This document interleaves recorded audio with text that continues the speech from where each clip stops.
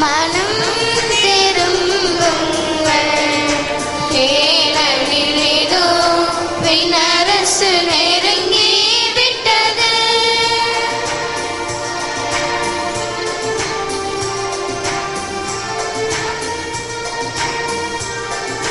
பள்ளங்கள் நிரம்பும், குன்றுகள் மலை தாழும், பாதையும் சமமாய் நேர்வழியாகிவிடும். பள்ளங்கள் நிரம்பும், குன்றுகள் மலை தாழும், பாதையும் சமமாய் நேர்வழியாகிவிடும். மனம் திரும்புங்கள், ஏனெனில் இதோ விண்ணரசு நெருங்கி விட்டது. மனம் திரும்புங்கள், ஏனெனில் இதோ விண்ணரசு நெருங்கி விட்டது.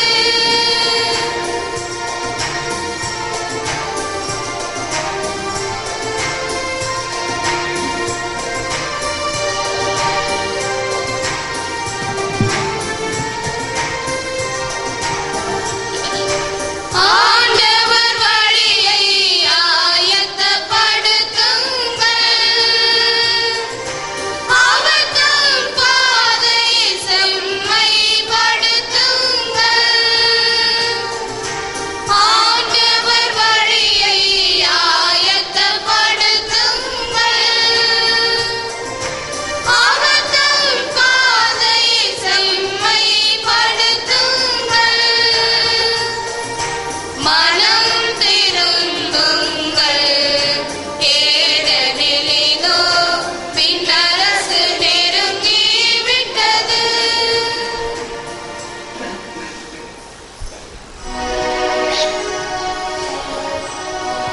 தந்தை மகன் தூய ஆவியின் பெயராலே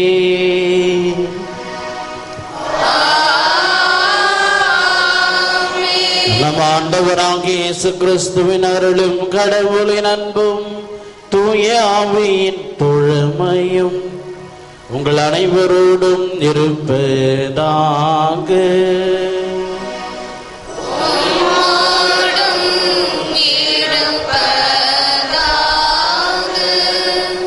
இன்று திருவருகை காலத்தின் 4ஆம் வாரம். இயேசுவின் வருகைக்கு நெருக்கமான வாரம் இது. அதற்காக தகுந்த தயாரிப்பிற்கான நாட்களும் இவை. இவ்வாரத்தின் ஒவ்வொரு நாள் வாசகங்களும் பொருள் செறிவுள்ளவை. இவ்வாரத்தின் முதல் நாளாகிய இன்று நம் திருச்சபை தாய் நமக்கு முன்வகிக்கும் பொருள் மீட்பு. மீட்பரின் முன்னறிவிப்பு இன்றைய முதல் வாசகம். மீட்பரின் செயல்பாடு இன்றைய 2ஆம் வாசகம். அந்த மீட்பரின் வருகைக்கு முந்திய நிகழ்வுகளில் ஒன்று இன்றைய நற்செய்தி வாசகம். மீட்பரின் மீட்பு செயல் நம் வாழ்விலும் நடைபெறும் என்ற நம்பிக்கை இன்றைய திருவழிபாட்டின் உறுதிப்பாடு. மீட்பின் வருகையை எதிர்பார்த்திருக்கும் நாம் மீட்பரின் வருகைக்காக தகுந்த தயாரிப்பு செய்வோம். இன்றைய நாள் திருவழிபாட்டில் மீட்பு வேண்டி பக்தி பற்றுதலோடு பங்கெடுப்போம். மேலும் நிறைவனின் அருளையும் ஆசிரியையும் நாடி தேடி வந்துள்ள உங்கள் ஒவ்வொருவரின் தனிப்பட்ட தேவைகளுக்காக இந்த தெய்வீக திருப்பலி வழியாக எல்லாம் உள்ள பரமதந்தையிடம் உருக்கமுடன் சாடுவோம். அன்புமிக்க சகோதர சகோதரிகளே, நம் திருமுழுக்கு நினைவாக நம்மை தெளிக்கப்படும் தண்ணீரை ஆசீர்வதித்தருளுமாறு நம் இறைவனாகிய ஆண்டவரை கெஞ்சி மன்றாடுவோமாக. அவரே நமக்கு உதவி அளித்து நாம் பெற்றுக்கொண்ட தூய ஆவியிடம் என்றும் உண்மையுடன் இருக்க நமக்கு அருள்வாராக. என்றும் வாழும் எல்லாம் வல்ல இறைவா, உயிரின் ஊற்றும் தூய்மைக்கு தொடக்கமான தண்ணீரின் வழியாக மக்கள் புனிதமடைந்து முடிவற்ற வாழ்வின் கொடையை பெற வேண்டும் என்று திருவுளமானீர். முத புனித நாளாகிய இன்று நாங்கள் இத்தண்ணீரினால் முத அருட்காவலை பெற விரும்புகிறோம். எனவே ஆண்டவரை இவை மன்றாடுகிறோம், இத்தண்ணீரை ஆசீர்வதித்தருளும். உயிரளிக்கும் முத அருளின் ஊற்றினையும் புதுப்பித்து இத்தண்ணீரினால் எங்கள் உடலையும் உள்ளத்தையும் தீங்கு அனைத்திலிருந்தும் காத்தருள்வீராக. இவ்வாறு நாங்கள் தூய உள்ளத்துடன் அணுகி வரவும் உமது மீட்பை பெற்றுக்கொள்ளும் தகுதி பெற வேண்டும் என்று எங்கள் ஆண்டவராகிய கிறிஸ்து வழியாக மன்றாடுகின்றோம். எல்லாம் உள்ள இறைவா, தண்ணீர் வளம் பெற துளிப்பிட வேண்டும் என்று இறைவாக்கினர் எலிசை வழியாக கற்பித்தீர். இந்த உப்பை பரிவன்புடன் ஆசிர்வதித்தருள உம்மை தாழ்மையாய் வேண்டுகிறோம். ஆண்டவரே, உப்பு கலந்த தண்ணீர் தெளிக்கப்படும் இடமெல்லாம் தீயோரின் தாக்குதல் அனைத்தும் தோல்வியுற செய்வீராக. மேலும் தூய ஆவி எழுந்தருளி எங்களை இடையராது காத்தருள வேண்டும் என்றும் எங்கள் ஆண்டவராகிய கிறிஸ்து வழியாக மன்றாடுகின்றோம். ஆமென்.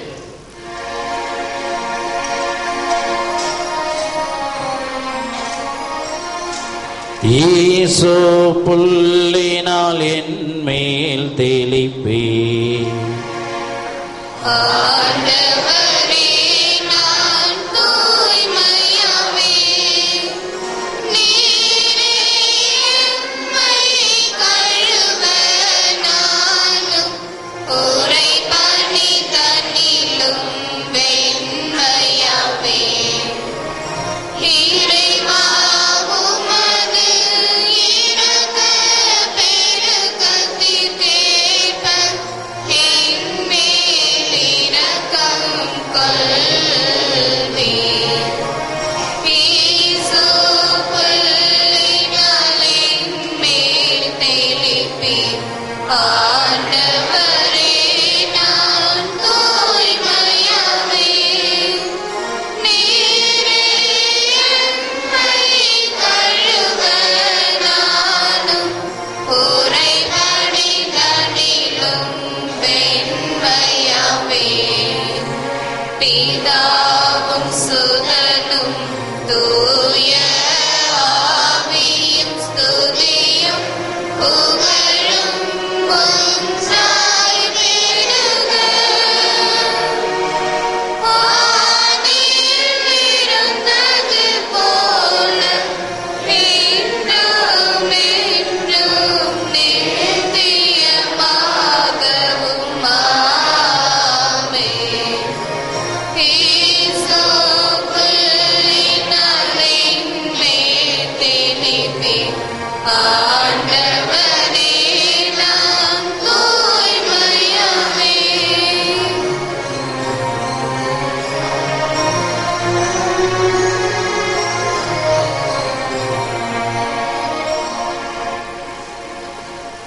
எல்லாம் உள்ள இறைவன் நம் பாவங்களை போக்கி நம்மை தூய்மைப்படுத்துவாராக. இந்த நற்கருணை வழியின் வழியாக நாம் அவரது அரசன் திருவிருந்தில் பங்கு கொள்ளும் தகுதியடைய செய்தருள்வாராக. ஆமென். ஜெபிப்போமாக. இறைவா, உம்முடைய திருமகன் மனிதரானார் என்பதை வானதூதர் வழியாக அறிந்துள்ளோ. அவருடைய பாடுகளினாலும் சிலுவையினாலும் நாங்கள் உயிர்ப்பின் மகிமையை அடையுமாறு எங்கள் உள்ளங்களில் உமது அருளை பொழிந்தருளும். உமோடு தூய ஆவியின் ஒன்றிப்பில் இறைவனா என்றென்றும் வாழ்ந்து ஆட்சி செய்கின்ற அவர் வழியாக உம்மை மன்றாடுகின்றோ.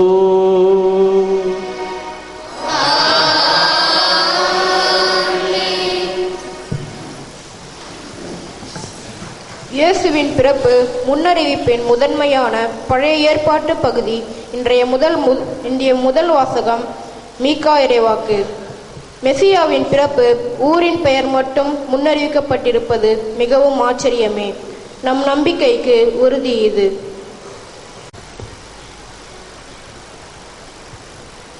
இறைவாக்கினர் மீகா நூலிலிருந்து வாசகம். ஆண்டவர் கூறுவது இதுவே: நீயோ எப்ராத்தா எனப்படும் பெத்லகேமே, யூதாவின் குடும்பங்களுள் மிக சிறியதாயிருக்கின்றாய்.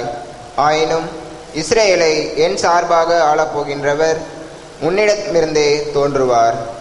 அவர் தோன்றும் வழிமரபோ ஊழி காலமாய் உள்ளதாகும்.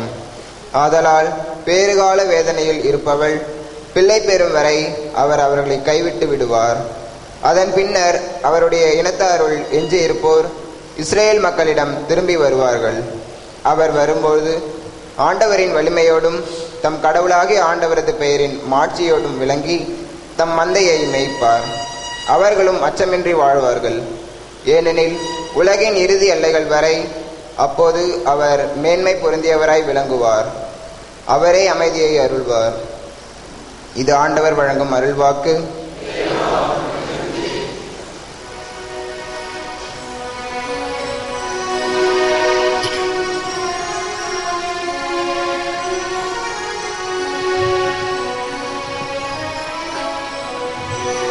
கடவுளை உமது ஒளியை காட்டி எம்மை மீட்டருளும். கடவுளை உமது ஒளியை காட்டி எம்மை மீட்டருளும்.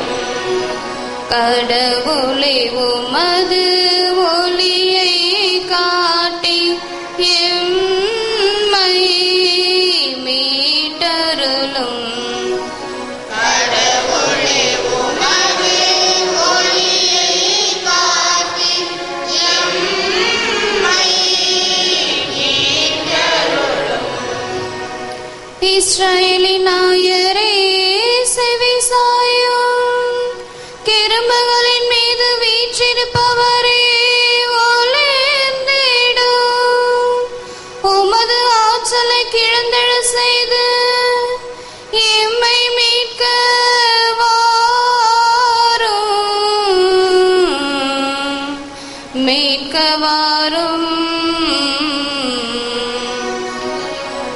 கடவுளே உமது ஒளியை காட்டி எம்மை மீட்டருளும். கடவுளே உமது ஒளியை காட்டி எம்மை மீட்டருளும். படைகளின் கடவுளே மீண்டும் வாரும். விண்ணுலகில் நின்று கண்ணோக்கி பாரும். இந்த திராட்சை கொடி மீது பரிவு காட்டும். உமது வழக்கை நட்டு வைத்த கிளையை, உமக்கென நீர் வளர்த்த மகவை காத்தருளும்.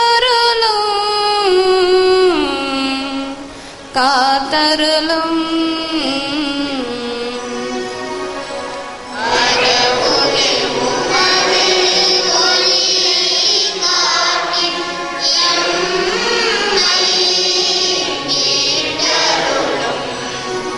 கடவுளே உமது ஒளியை காட்டி எம்மை மீட்டருளும். உமது வலப்பக்கம் இருக்கும் மனிதரை உமது கை காப்பதாக. உமக்கென்றே நீர் உறுதி பெற செய்த மானிட மைந்தரை காப்பதாக. இனி நாங்கள் உம்மை விட்டு அகல மாட்டோம். எமக்கு வாழ்வு அளித்தருளும். நாங்கள் உமது பெயரை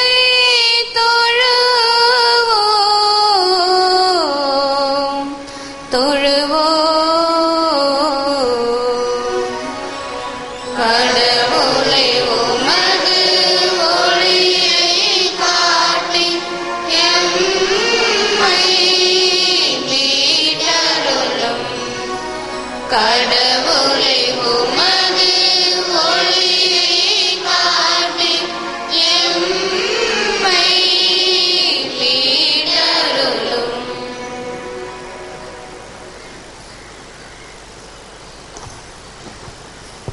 இயேசுவின் மேன்மையை பல கோணங்களில் வெளிப்படுத்தும் எபிரேயருக்கு எழுதப்பட்ட திருமுகம் இன்றைய 2ஆம் வாசகத்தில் இயேசுவின் பலியின் மேன்மையை விளக்குகிறது. இறை திருவுளம் மேற்கொள்வதில் இறைமகனின் பெருமை இருக்கிறது என்பதை நமக்கு பாடமாக கொடுக்கிறது. 2ஆம் வாசகம். உமது திருவுளத்தை நிறைவேற்ற இதோ வருகின்றேன். எபிரேயருக்கு எழுதப்பட்ட திருமுகத்திலிருந்து வாசகம். அதிகாரம் 10, இறை வார்த்தைகள் 5-10 முடிய. சகோதரர் சகோதரிகளே, கிறிஸ்து உலகிற்கு வந்தபோது பலியையும் காணிக்கையையும் நீர் விரும்பவில்லை. ஆனால் ஒரு உடலை எனக்கு அமைத்து தந்தீர். எரிபலிகளும் பாவம் போக்கும் பலிகளும் உமக்கு உகந்தவை அல்ல. எனவே நான் கூறியது, என் கடவுளே, உமது திருவுள்ளத்தை நிறைவேற்ற இதோ வருகிறேன். என்னை குறித்து திருநூல் சுருளில் எழுதப்பட்டுள்ளது என்கிறார். திருச்சட்டப்படி செலுத்தப்பட்ட போதிலும் நீர் பலிகளையும் காணிக்கைகளையும் எரிபலிகளையும் பாவம் போக்கும் பலிகளையும் விரும்பவில்லை. இவை உமக்கு உகந்தவை அல்ல என்று அவர் முதலில் கூறுகிறார். பின்னர் உமது திருவுள்ளத்தை நிறைவேற்ற இதோ வருகிறேன் என்கிறார். பின்னை அதை நிலைக்கச் செய்ய முன்னை அதை நீக்கி விடுகிறார். இந்த திருவுள்ளத்தால் தான் இயேசு கிறிஸ்து ஒரே ஒரு முறை நாம் உடலை பலியாக செலுத்தியதன் மூலம் நாம் தூயவராக பட்டிருக்கிறோம். இது ஆண்டவர் வழங்கும் அருள்வாக்கு.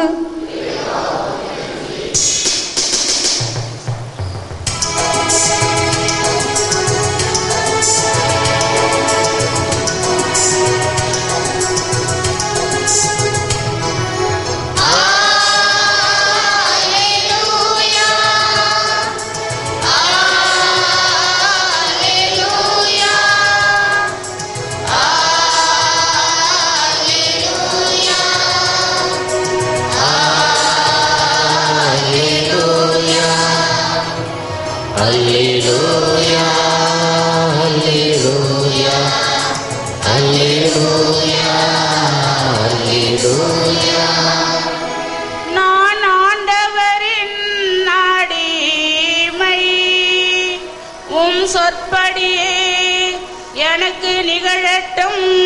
அல்லேலூயா அல்லேலூயா அல்லேலூயா அல்லேலூயா அல்லேலூயா. ஆண்டவர் உங்களோடு இருப்பாராக.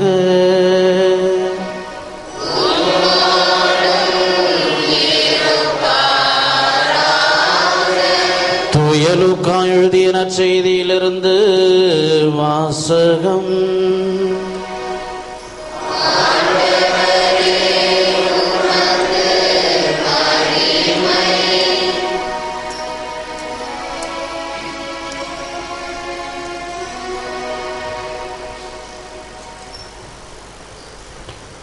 அதிகாரம் 1. உயிருள்ள இறை வார்த்தைகள் 39 முதல் 45 முடிய. அக்காலத்தில் மரியா புறப்பட்டு யூதேயா மலை நாட்டில் உள்ள ஒரு ஊருக்கு விரைந்து சென்றார்.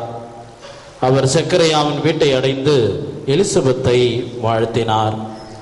மரியாவின் வாழ்த்தை எலிசபெத்து கேட்டபொழுது எலிசபெத்து வயிற்றிலிருந்த குழந்தை மகிழ்ச்சியால் துள்ளிற்று. எலிசபெத்து தூய ஆவியால் முற்றிலும் ஆட்கொள்ளப்பட்டார். அப்போது எலிசபெத்து உரத்த குரலில், பெண்களுக்குள் நீர் ஆசி பெற்றவர், உம் வயிற்றில் வளரும் குழந்தையும் ஆசி பெற்றதே. என் ஆண்டவரின் தாய் என்னிடம் வர நான் யார்? உம் வாழ்த்துரையும் காதில் விழுந்ததும் என் வயிற்றினுள்ளே குழந்தை பேரு வகையால் துள்ளிற்று. ஆண்டவர் உமக்கு சொன்னவை நிறைவேறும் என்று நம்பிய நீர் பேறு பெற்றவர் என்றார். இது வாழ்வு தரும் கிறிஸ்துவின் நற்செய்தி.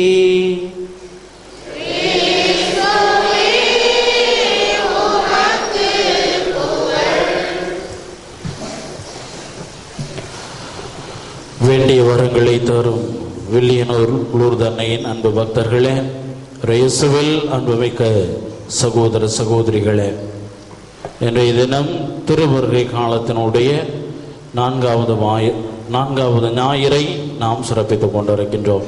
திருவருகை காலத்தினுடைய இறுதி ஞாயிறும் இதுதான்.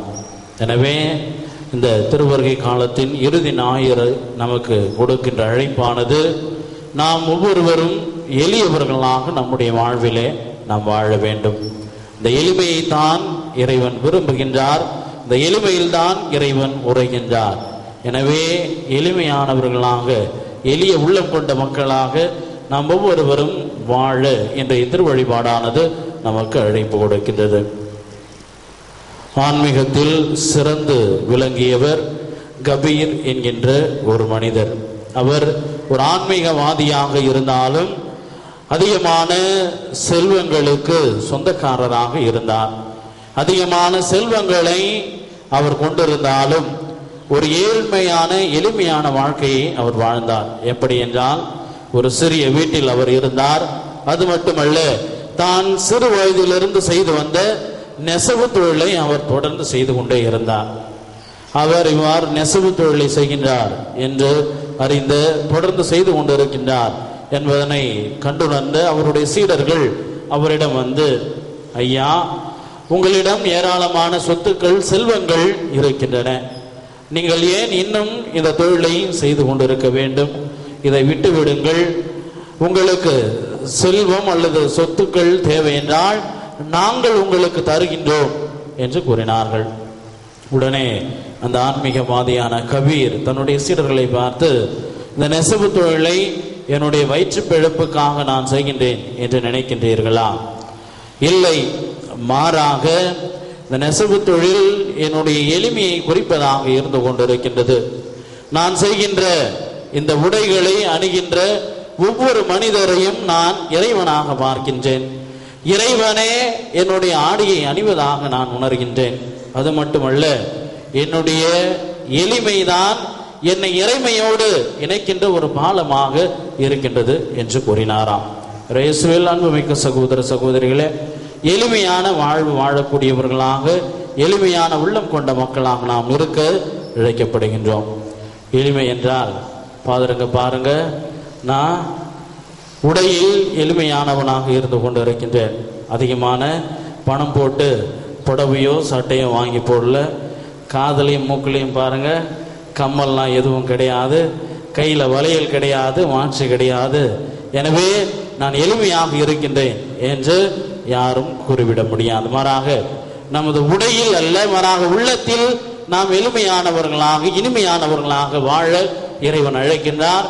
அவ்வாறு எளிமையானவர்களாக இருக்கின்ற பொழுது இறைவன் நம்முள்ளில் உரைகின்றவராக இருந்து கொண்டிருக்கின்றார். எனவே நாம் ஒவ்வொருவரும் எளிமையான உள்ளம் கொண்டவர்களாக, தாட்சி நிறைந்த உள்ளம் கொண்டவர்களாக வாழ இறைவன் அழைப்பு கொடுக்கின்றார். இயேசுவில் அன்புமிக்க சகோதர சகோதரிகளே, பெரியவற்றை விட சிறியவற்றை தான் இறைவன் விரும்புகின்றவராக இருந்து கொண்டிருக்கின்றார். ஆடம்பரத்தை விட எளிமையைத்தான் இறைவன் விரும்புகின்றவராக இருந்து கொண்டிருக்கின்றார். விரும்புவதோடு மட்டுமல்லாமல் அந்த எளிமையில் இறைவன் உரைக்கின்றவராக இருக்கின்றார். இதுதான் யதார்த்தமாக இருந்து கொண்டிருக்கின்றது. என்ன ஃபாதர், எளிமையில் இறைவன் உரைகின்றார் என்று கூறுகின்றீர்களே, எங்கே உரைகின்றார் என்று நீங்கள் கேட்கலாம். எங்கே உரைகிறார் இறைவன் எளிமையில்? சொல்லுங்க பார்க்கும். எளிமையில் இறைவன் எங்கே உரைகின்றார்?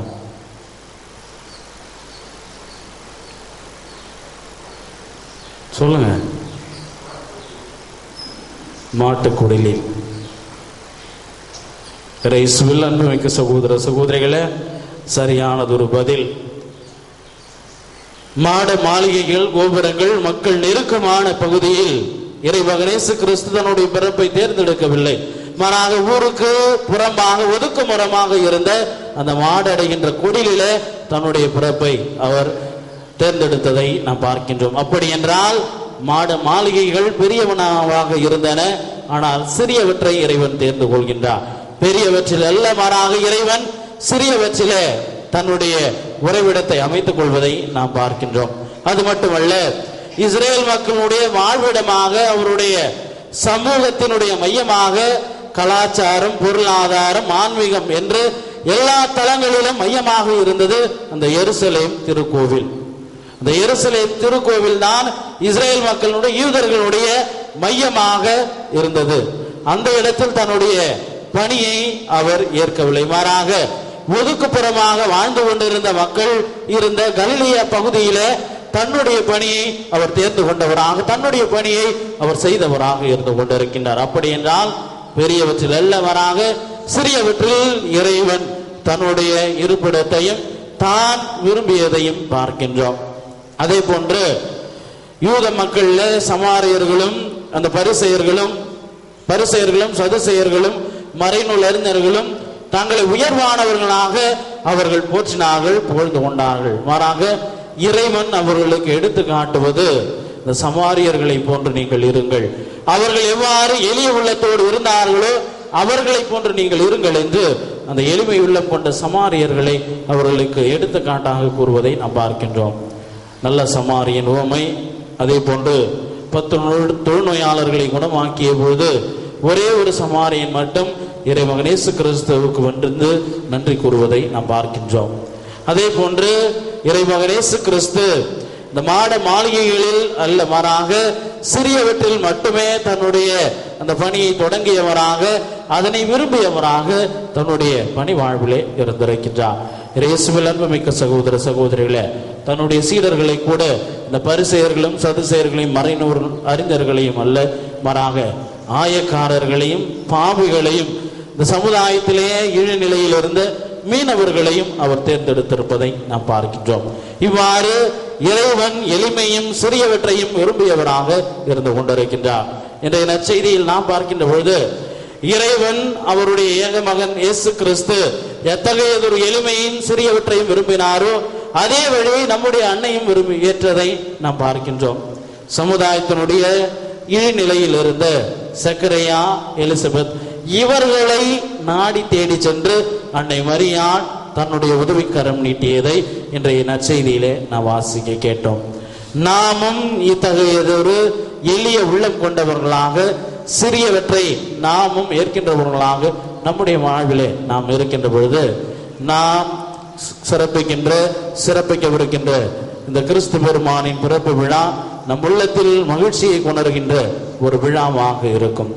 இயேசுவில் அன்புமிக்க சகோதர சகோதரிகளே, இன்றைய திருவழிபாடு நமக்கு சுட்டி காட்டுவது அல்லது நம்மிடம் எதிர்பார்ப்பது 2 நிகழ்வுகளைத்தான். அதாவது இறைமகன் இயேசு கிறிஸ்துவனுடைய வருகை நம் இல்லத்தில் மட்டுமல்ல, நம்முடைய உள்ளத்திலும் இனிமை நிறைந்ததாக, மகிழ்ச்சி நிறைந்ததாக மாற வேண்டும் என்றால் நாம் எளிமையான உள்ளம் கொண்டவர்களாக நம்முடைய வாழ்விலே நாம் இருக்க வேண்டும். அவ்வாறு நாம் இருந்தோம் என்றால் உண்மையிலேயே கிறிஸ்து பெருமானின் பிறப்பு நம் ஒவ்வொருவருக்கும் மகிழ்ச்சியை அளிக்கின்றதாக, இனிமையானது ஒரு பிறப்பாக அமையும். எவரெவர் தம்மை தாழ்த்திக் கொள்வாரோ அவரெல்லாம் உயர்த்தப்படுவார், எவர் தம்மை உயர்த்துவாரோ அவர் தாழ்த்தப்படுவார் என்று இறைமகன் இயேசு கிறிஸ்து கூறிய வார்த்தைகள் நம்மில் நிறைவேறும். அதுதான் வரலாற்றிலும் நிறைவேறியது.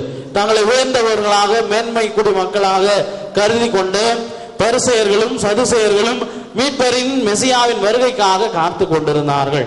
ஆனால் இறைமகன் இயேசு கிறிஸ்து பிறந்த பொழுது அவரை காணுகின்ற பேருமாக்கியம் இந்த இஸ்ரேல் மக்களிலே இருந்த பரிசேயர்களுக்கும் சதுசேயர்களுக்கும் அல்ல, மாறாக சாதாரணமாக ஆடு வைத்துக் கொண்டிருந்த இடையர்களுக்கு மட்டுமே அத்தகைய ஒரு பேறு பலன் கிடைத்ததை நாம் பார்க்கின்றோம்.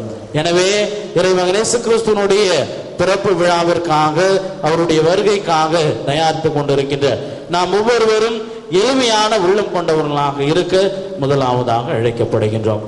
இரண்டாவதாக அன்னை மரியாள் எவ்வாறு சமுதாயத்தினுடைய இழிநிலையில் இருந்த, கடைநிலையில் இருந்த மலடி என முத்திரை குத்தப்பட்டு இறைவனுடைய சாபம் பெற்றவர் என்று அந்த யூத மக்களால் கருதப்பட்ட எலிசபெத்தை அன்னை மரியாள் ஓடோடி சென்று அவருக்கு உதவினாரோ, அதே போன்று நாமும் நம்முடைய வாழ்விலே உதவிக்கரம் வேண்டுகின்றவர்களுக்கு நாம் தாராளமாக உதவிக்கரம் நீட்டுகின்றவர்களாக இருக்க அழைக்கப்படுகின்றோம். அவ்வாறு நாம் செய்கின்ற பொழுது வரவிருக்கின்ற கிறிஸ்து பெருமானின் பிறப்பு விழா நமக்கு இரட்டிப்பு மகிழ்ச்சியை தருவதாக இருக்கும். அமெரிக்காவில் உள்ள சான் பிரான்சிஸ்கோ என்கின்ற இடத்தில் இருந்து முதியவர்கள் இல்லத்தில் இருந்த அனைத்து முதியவர்களையும் ஒரு இடத்தில் ஒன்றாக கூட்டினார்கள். அவ்வாறு ஒன்றாக கூட்டிய அந்த முதியவர்களுடைய நோயின் தன்மையானது கண்டறியப்பட்டது. நோயின் தன்மையானது மிகவும் அதிகமாக இருந்தது. எனவே அந்த முதியவர்களை கூட்டிய குழுவினர் ஒரு முடிவுக்கு வந்தார்கள். இந்த முதியவர்களுடைய தகுதி அடிப்படையில் அவர்களுக்கு பல்வேறு சமூக பணிகள் பிரித்து கொடுக்கப்பட்டன. ஒரு சில முதியவர்களுக்கு ஆசிரியர் பணி, சிறுவர் சிறுமியருக்கு கல்வி புகட்டும் பணி கொடுக்கப்பட்டது. ஒரு சில முதியவர்களுக்கு சமூக பணி, பிறருக்கு உதவி செய்கின்ற பணி என்று பல்வேறு பணிகள் அந்த முதியவர்களுக்கு கொடுக்கப்பட்டன. ஒரு சில வாரங்கள் கடந்தன. மீண்டுமாக அந்த முதியவர்கள் எல்லாம் ஒன்று சேர்க்கப்பட்டார்கள். ஒன்று சேர்க்கப்பட்டு மீண்டும் அவர்களுக்கு ஒரு ஆய்வு செய்யப்பட்டது. அவர்களுடைய நோயின் தன்மை எவ்வாறு இருக்கின்றது என்று. அந்த ஆய்வில் மிகப்பெரிய ஒரு மாற்றத்தை அவர்கள் கண்டார்கள். என்ன மாற்றம்? முந்தைய ஆய்வில் நோயின் தன்மை அதிகமாக இருந்தது. ஆனால் பிந்தைய ஆய்விலே பார்க்கின்ற பொழுது அந்த நோயின் தன்மை மிகவும் குறைந்திருந்ததை அவர்களால் உணர முடிந்தது. காரணம், பிறருக்கு இவர்கள் ஓடோடி சென்று உதவி செய்கின்ற பொழுது அதிலே இவர்கள் உத்வேகம் அடைகின்றார்கள், மன நிறைவு அடைகின்றார்கள். இந்த மன நிறைவும் உத்வேகமும் அவர்களுடைய நோயின் எதிர்ப்பு சக்தியை அதிகமாக உண்டு பண்ணியது, உருவாக்கியது. எனவே அவர்களுடைய நோயின் தன்மையானது குறைந்திருக்கின்றது என்று அந்த ஆய்விலே அவர்கள் கண்டறிந்தார். இயேசுவில் அன்புமிக்க சகோதர சகோதரிகளே, நாமும் அன்னை மரியாள் எவ்வாறு எலிசபெத் அம்மாளுக்கு ஓடோடி சென்று உதவி செய்தாரோ அதே போன்று நாம் வாழ்கின்ற சமுதாயத்திலே யார் யாரெல்லாம் உதவி என்று வருகின்றார்களோ அவர்களுக்கு நாம் உதவிக்கரம் நீட்டுகின்றவர்களாக இருக்க அழைக்கப்படுகின்றோம். எவ்வாறு எளிய உள்ளத்தோடும் உதவிக்கரம் நீட்டுகின்றவர்களாக இருக்கின்ற பொழுது இறைமகன் இயேசு கிறிஸ்துவனுடைய பிறப்பானது நமக்கு ஊகையை அளிக்கின்ற பிறப்பாக மாறும். இயேசு கிறிஸ்துவனுடைய பிறப்பானது நமக்கு மகிழ்ச்சியின் பிறப்பாக இருக்கும்.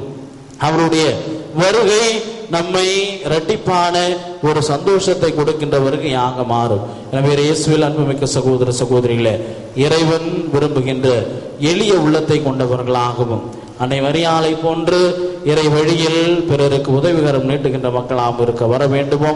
அவ்வாறு இருக்கின்ற பொழுது இறைவனுடைய நிறையாசரை நிரம்ப பெறுவோம். ஆமேன்.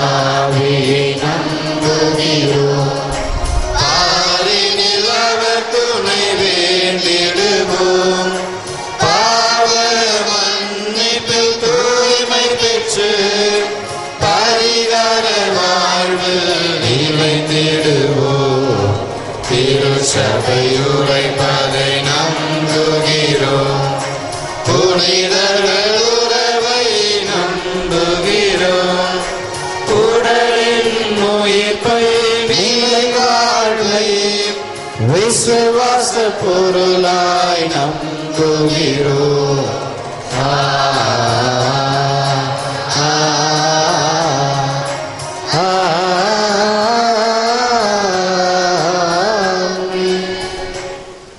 அன்புமிக்க சகோதரர் சகோதரிகளே, நம் ஆண்டவராக இயேசு கிறிஸ்துவின் வருகையை நாம் அவருடன் எதிர்பார்த்திருக்கின்றோம்.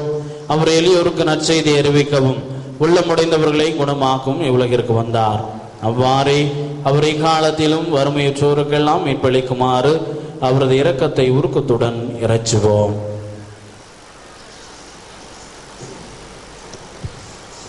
மீட்பரே இறைவா, எம்மோடு வாழும் ஏழைகள், எளியோர், கைவிடப்பட்டோர், அனாதைகள், முதியோர் மற்றும் மாற்றுத்திறனாளிகள், அகதிகள் மற்றும் சாதியப்படி நிலையில் அடித்தட்டில் இருப்போர் அனைவரும்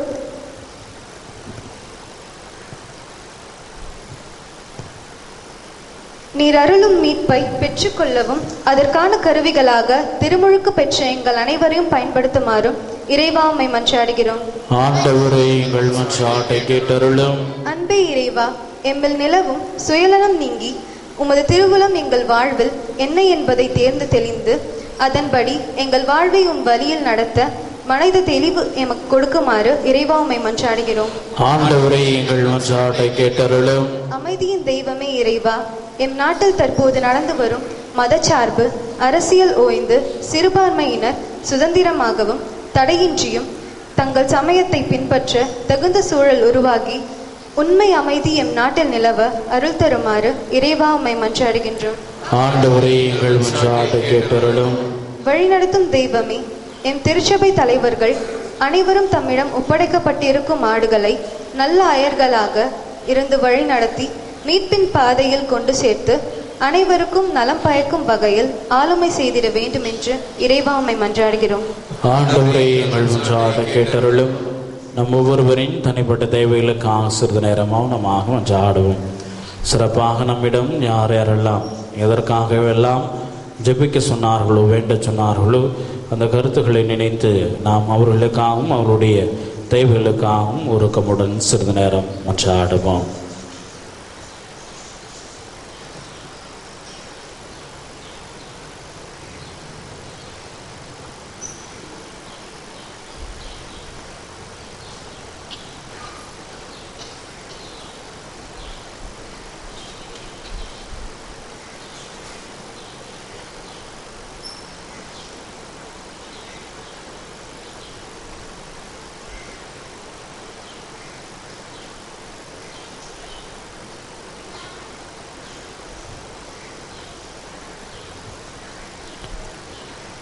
ஆண்டவரே, அனைவரையும் மீட்கின்ற நீர் எவரும் அழிவுற விரும்புவதில்லை.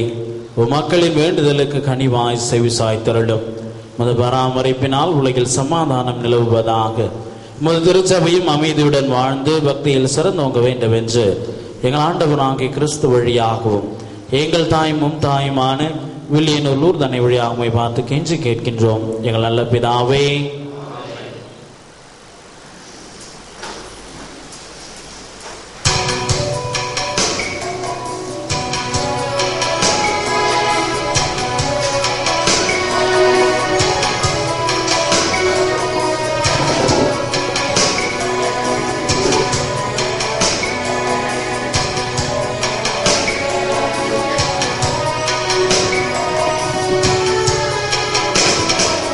படைப்பு எல்லாம் உமக்கே சொந்தம், நானும் உந்தன் கைவண்ணம்.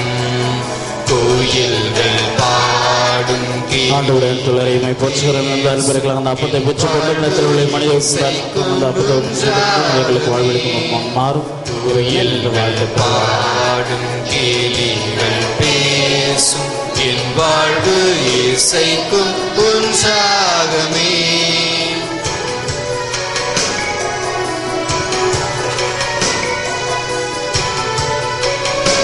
ஆண்டவர் எடுத்துள்ளரைமை போற்றுகிறோம். அந்த ரசத்தை பெற்றுக்கொண்டும் திராட்சை கூடிய மனிதர்கள் ரசத்தை நமக்கு கொடுக்கின்றோம். இதைகள் ஆன்ம பானமாக மாறும். இறைவனை நின்று வாழ்த்த பெறுவாராக. இறைவனாக ஆண்டவரை தாழ்மையான சொல்லணும் அவங்கள கொடுக்கின்றோம்.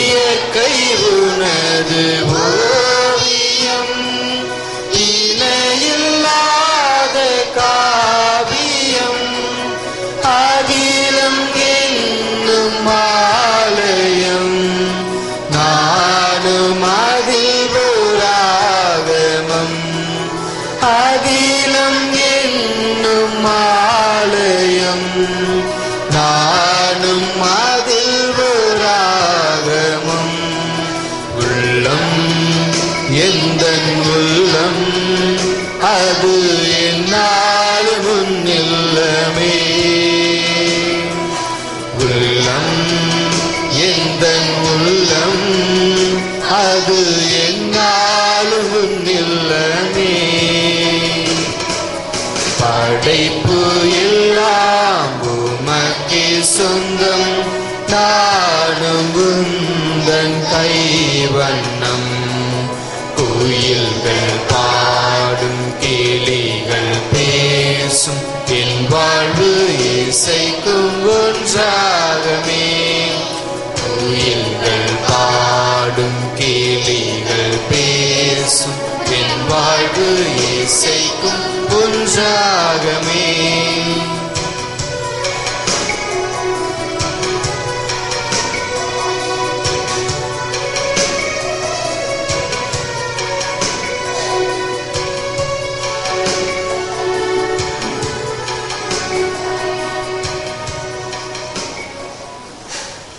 அன்புமிக்க சகோதரர் சகோதரிகளே, நாம் அனைவரும் ஒப்பு கொடுக்கும் திருப்பலி எல்லாம் வல்ல தந்தையாக இறைவனை கேட்டு தாங்கும்படி ஜெபியுங்கள்.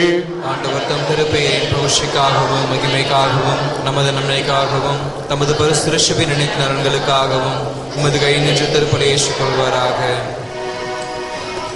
எல்லாம் வல்ல இறைவா, புனித கன்னிமரியாளுக்கு தூய ஆவியானவர் தமது வல்லமையால் தாய்மை பேறு அளித்தார். அவரே எங்கள் காணிக்கைகளை தமது ஆற்றலால் நிரப்பி உமக்கு ஏற்றவையாக மாற்றுவாராக.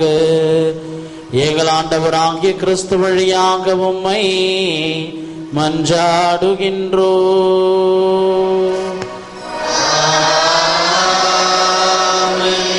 ஆண்டவர் உங்களோடு இருப்பாராக.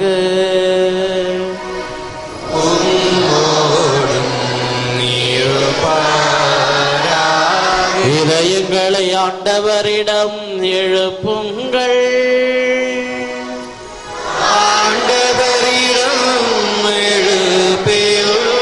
நம் இறைவனாகிய ஆண்டவருக்கு நன்றி கூறுவோம். அது தகுதியும் நீதியுமானது. ஆண்டவரே, தூயவரான தந்தையே, என்று வாழும் எல்லாம் வல்ல இறைவா, எங்கள் ஆண்டவராகிய கிறிஸ்து வழியாக என்னாலும் இவ்விடத்திலும் நாங்கள் உமக்கு நன்றி செலுத்துவது மெய்யாகவே தகுதியும் நீதியுமாகும். எங்கள் கடமையும் மீட்புக்குரிய செயலுமாகும்.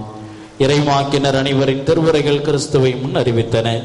சொல்லற்கரிய அன்புடன் கன்னித்தாய் அவரை தம் திரு வயிற்றில் பேணி வளர்த்தார். அவர் வருவார் என அருளப்பர் அறிவித்தார். வந்தபின் அவரை சுட்டி காட்டினார். நாங்கள் விழிப்போடு ஜெபிப்பதையும் அக்களிப்போடு தமது புகழ் பாடுவதையும் அவர் காணும் பொருட்டு தமது பிறப்பின் மறைபொருளை நாங்கள் மகிழ்வுடன் எதிர்பார்த்திருக்க செய்தறினார். ஆகவே தூதரதி தூதரோடும் அரியணை சொல்வோர் ஆட்சி புரிவோர் மற்றும் வானக சேனையின் அணிகள் அனைவரோடும் சேர்ந்து நாங்களும் அது மகிமையை புகழ்ந்து முடிவின்றி ஒரே குரலாய் பாடுவதாவது: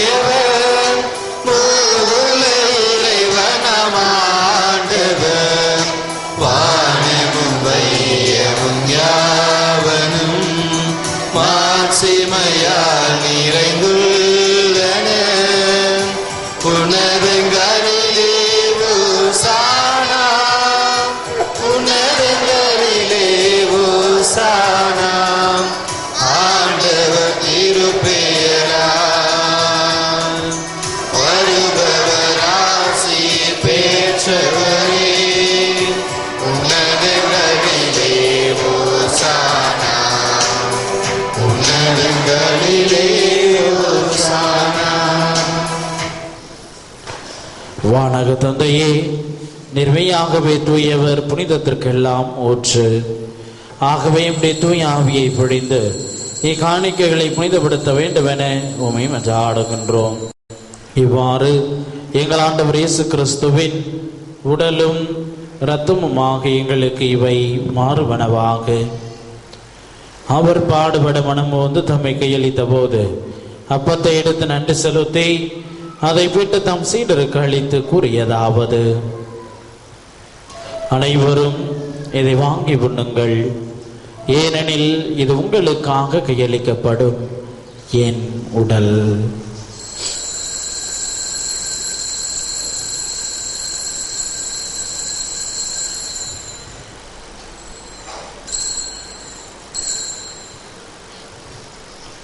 அவ்வண்ணமே உணவருந்து எவின் கிண்ணத்தை எடுத்து நன்றி செலுத்தி தம் சீடருக்கு அளித்து அவர் கூறியதாவது: அனைவரும் இதை வாங்கி பருகுங்கள், ஏனெனில் இது புதிய நித்திய உடன்படிக்கைக்கான என் ரத்தம். இது பாவ மன்னிப்புக்கென்று உங்களுக்காகவும் எல்லாருக்காகவும் சிந்தப்படும். இதை என் நினைவாக செய்யுங்கள்.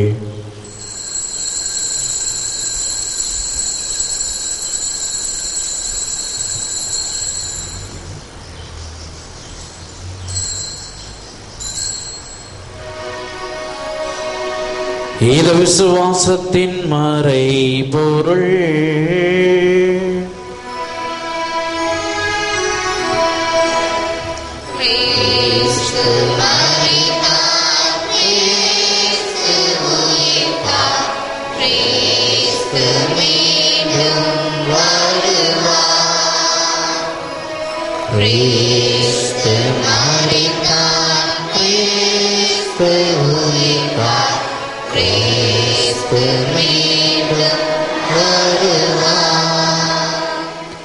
ஆகவே இறைவா, நாங்கள் கிறிஸ்துவின் இறப்பையும் உயிர்ப்பையும் நினைவு கூர்ந்து வாழ்வுதரும் அப்பத்தையும் மீட்பளிக்கும் கிண்ணத்தையும் மக்கு ஒப்பு கொடுக்கின்றோம். உம் திருமுன் என்று ஊழியம் புரிய தகுந்தவர்களை எங்களை ஏற்றுக்கொண்டீர். எனவே மக்கு நன்றி செலுத்துகின்றோம். மேலும் கிறிஸ்துவின் உடலிலும் இரத்தத்திலும் பங்கு கொள்ளும் எங்களை தூய் ஆவி ஒன்று சேர்க்க வேண்டுமென உம்மை தாழ்மையுடன் மன்றாடுகின்றோம். இறைவா, உலகெங்கும் பரவியிருக்கும் மத திருச்சபையை சிறப்பாக எங்கள் திருத்தந்தை பிரான்சிஸ், எங்கள் பேராயர் ஆனந்தராயர், ஏனைய ஆயர்கள், திருப்பணியாளர்கள், துறவியர், பொதுநிலையினர், மக்கு சொந்தமான மக்கள் ஆகிய அனைவரையும் நினைவு கூர்ந்தருளும். எங்கள் அனைவரையும் அன்பின் நிறைவை அடைய செய்தருளும். தந்தையே, இந்த வழியை தங்களுடைய இல்லங்களிலிருந்து இணையதளத்தின் வழியாகவும் தொலைக்காட்சியின் வழியாகவும் கண்டு ஜெபிக்கின்ற உடைய மக்கள் ஒவ்வொருவரையும் நிறைவாய் ஆசீர்வதித்தருளும். தங்களுடைய இயலாமையின் காரணமாக, மூப்பின் காரணமாக இந்த பலியில் பங்கெடுக்க முடியாமல் இல்லங்களில் இருந்து இணையதளத்தின் வழியாகவும் தொலைக்காட்சியின் வழியாகவும் இந்த பலியிலே பங்கெடுத்து கொண்டிருக்கின்ற நம்முடைய மக்கள் ஒவ்வொருவரின் விண்ணப்பங்களையும் வேண்டுதல்களையும் ஜபங்களையும் நீர்தாமை கனிவோடு கண்ணோக்கி அவர்களுக்கு தேவையான எல்லா வளங்களையும் நலன்களையும் ஆசீர்வாதங்களையும் தந்து வழிநடத்துமாறும் என்று ஆடுகின்றோம். சிறப்பாக இந்த பலியை தங்களுடைய இல்லங்களுக்கு கொண்டு வந்து சேர்க்கின்ற ஹோலி கிராஸ் தொலைக்காட்சியை நிறைவாய் ஆசீர்வதித்தருளும்.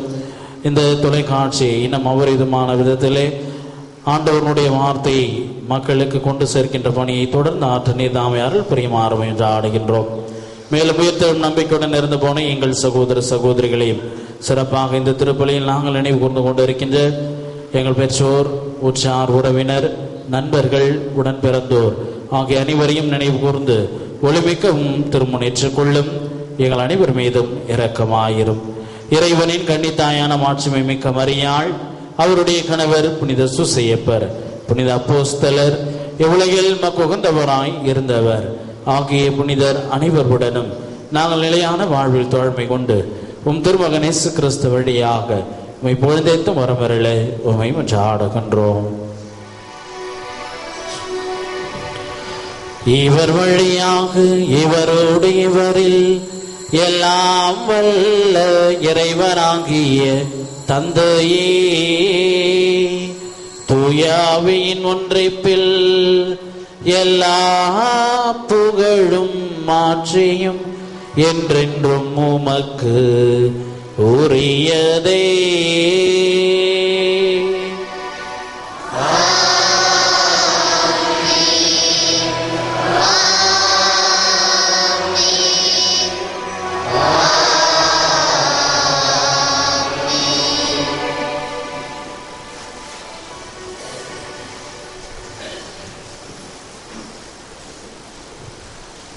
மீன்பரின் கடலையால் கற்பிக்கப்பட்டு இறை படிப்பினையால் பயிற்சி பெற்ற நாம் துணைந்து பாடுவோம். பரலோகத்தில் இருக்கிற எங்கள் பிதாவே, உம்முடைய நாமம் மாற்றிக்கப்படுவதாக. உம்முடைய ராஜ்யம் வருக. உம்முடைய சித்தம் பரலோகத்தில் செய்யப்படுவது போல உலகத்திலும் செய்யப்படுவதாக.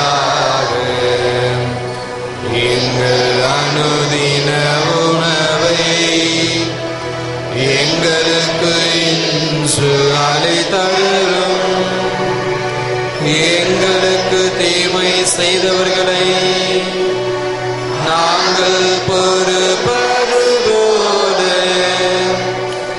எங்கள் பாவங்களை பொறுத்தருளும்.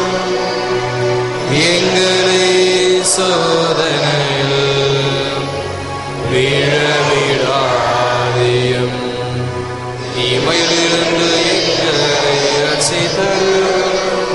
ஆண்டவரை தீமை அனைத்திலிருந்தும் எங்களை விடுவித்து எங்கள் வாழ்நாளில் அமைதியை கனியுடன் அருள உம்மை மன்றாடுகின்றோம். உமது இரக்கத்தின் உதவியால் நாங்கள் பாவத்திலிருந்து எப்போதும் விடுதலை பெற்று யாதொரு கலக்கமும் இன்றி நலமாயிருப்போமாக. நாங்கள் நம்பியிருக்கும் பேரின்ப வாழ்வையும் எமைப்பராக இயேசு கிறிஸ்துவின் வருகையையும் மகிழ்ச்சியுடன் எதிர்பார்த்திருக்கின்றோம்.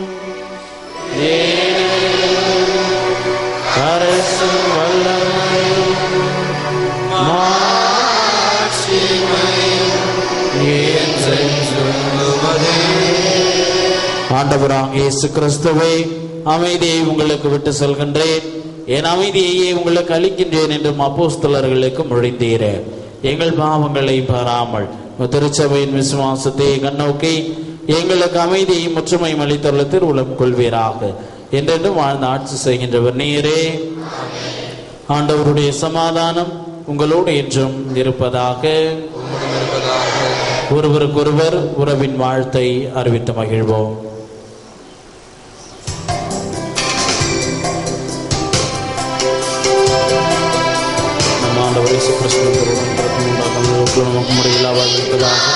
ஆண்டவராக இயேசு கிறிஸ்துவின் தருடன் பிரார்த்தனை நிலையத்திற்கு நன்மை.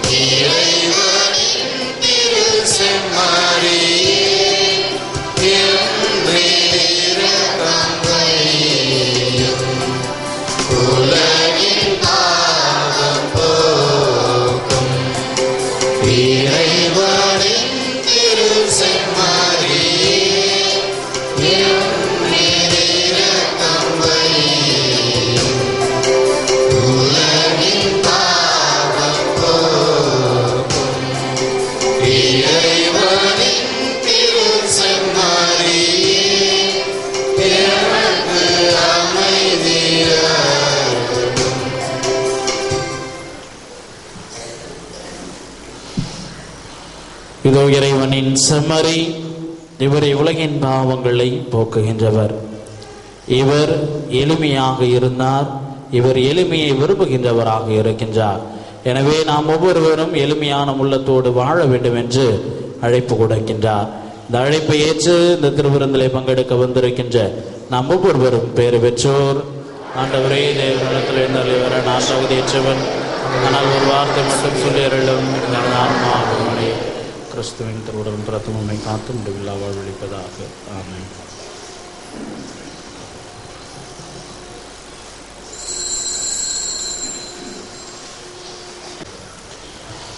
நன்றி கூறி மன்றாடுவோமாக. அன்பை உருவான இறைவா, மீட்பின் பிறையான நற்கருணை நாங்கள் அருந்தியுள்ளோம்.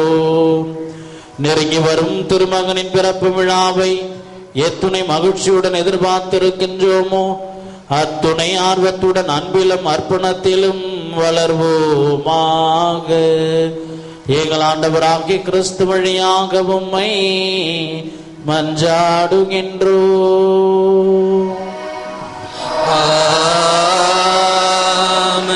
ஆண்டவர் உங்களோடு இருப்பாராக.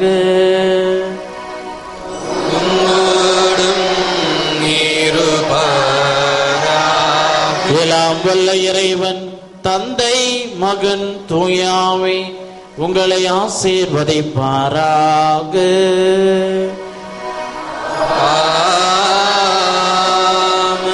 இறைமகன் இயேசு கிறிஸ்துவை போல எளிமையான உள்ளம் கொண்ட மக்களாக வாழ சென்று வாழுங்கள். திருப்பலி நிறைவேறிற்று.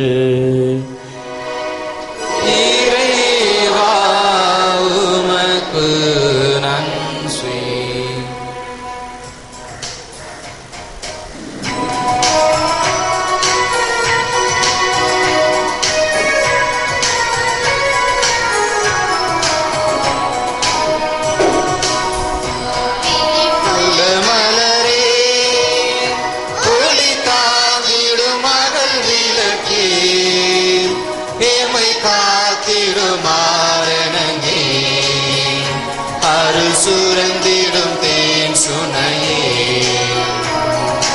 தாவீதின் குலமலரே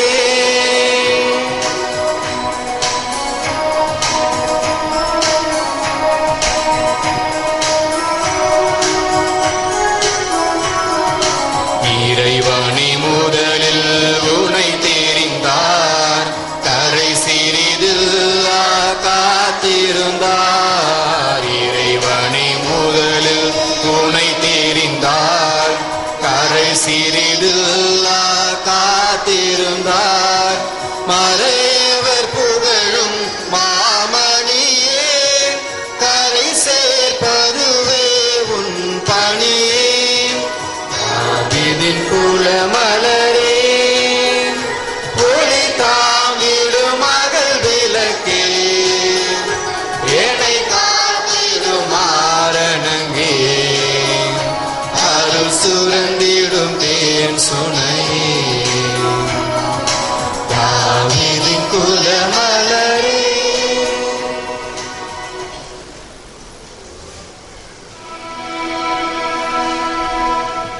எங்கள் எல்லோருக்காகவும் நாள்தோறும் காத்திருக்கும் நற்கருணை ஆண்டவரே நன்றி புகழ்வுமக்கே நற்கருணை ஆண்டவரே நன்றி புகழ்வுமக்கே. பிதா சுதன் பரிசுத்தாவியின் பெயராலே